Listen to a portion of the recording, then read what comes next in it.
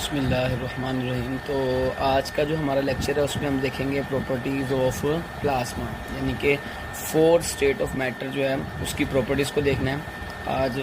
तो सबसे पहला पॉइंट है, plasma is not generally seen form of matter, यानी कि ये हमारे इर्द गिर्द इतनी ज़्यादा नज़र आने वाली स्टेट ऑफ मैटर नहीं। जैसे हम सॉलिड्स को देखते हैं, हमारे ज़्यादातर जो चीज़ें हैं वो सॉलिड्स की बनी है स्टेट्स, जो सॉलिड की स्टेट है वो ज़्यादा पाई जाती है, अबंडेंट है नेचर में।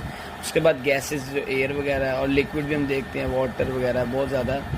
लेकिन प्लाज्मा जो है वो अर्थ पे इतनी ज़्यादा नहीं देखी जाती, मीन्स कि बहुत कम कम जगह पे होती है। लेकिन it is abundant in space, ये स्पेस में बहुत ज़्यादा अबंडेंट है। ठीक है, ये बात आपने याद रखनी है कि स्पेस में सबसे ज़्यादा पाई जाने वाली जो स्टेट है वो प्लाज्मा है। It is composed of particles with very high kinetic energy. Plasma के जो पार्टिकल्स होते हैं उनकी काइनेटिक एनर्जी बहुत ज़्यादा हाई होती है, मीन्स कि वो बहुत ज़्यादा तेज़ी से मूव करते हैं। ठीक है, अब मैं आपको बताता हूँ ये बनता कैसे, इसकी फॉर्मेशन क्या है, लेकिन इससे पहले हम ज़रा प्रॉपर्टीज़ को देख लें। It exist in fluorescence tube, वो जो आपके घर में ट्यूबलाइट्स वगैरह, उसमें पहली बात कहाँ पे पाई जाती है, फ्लोरेसेंस ट्यूब में। ये कैसे बनती है हमारा टॉपिक नहीं है, लेकिन आप इसको फॉर्मेशन हम इसकी देखेंगे।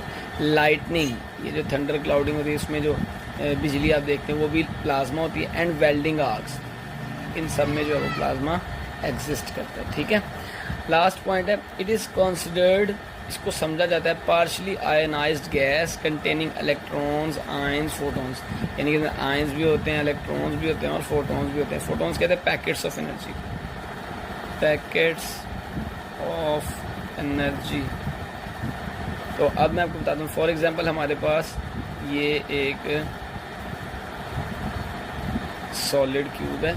ठीक है, आइस क्यूब कर लेते हैं। इसको जब हम हीट अप करेंगे, हीट अप करने से क्या बन जाएगा, लिक्विड में कन्वर्ट हो जाएगा। ठीक है, लिक्विड, ये मैंने लिक्विड बता दिया। अब लिक्विड को जब हम क्या करते हैं, हीट अप करते हैं, इसको टेम्परेचर देते हैं, तो वो गैसेस में कन्वर्ट हो जाता है। लेकिन अगर हम गैसेस को हीट अप करते जाएं, इतना एक्सट्रीम लेवल पे हीट अप करें और बाद में इसको एटॉमिक लेवल पे चेक करें, तो होगा क्या, ये प्लाज्मा में कैसे कन्वर्ट होगा, देखें ज़रा।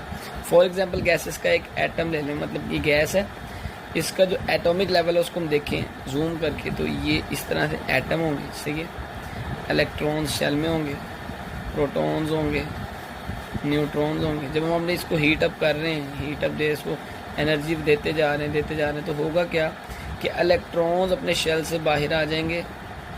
फिर बहुत ज़्यादा हीटअप करने पे प्रोटॉन्स भी अलग हो जाएंगे, न्यूट्रॉन्स भी। तो इस तरह एक आयनिक स्टेट बन जाएगी, आयनिक स्टेट बन जाएगी,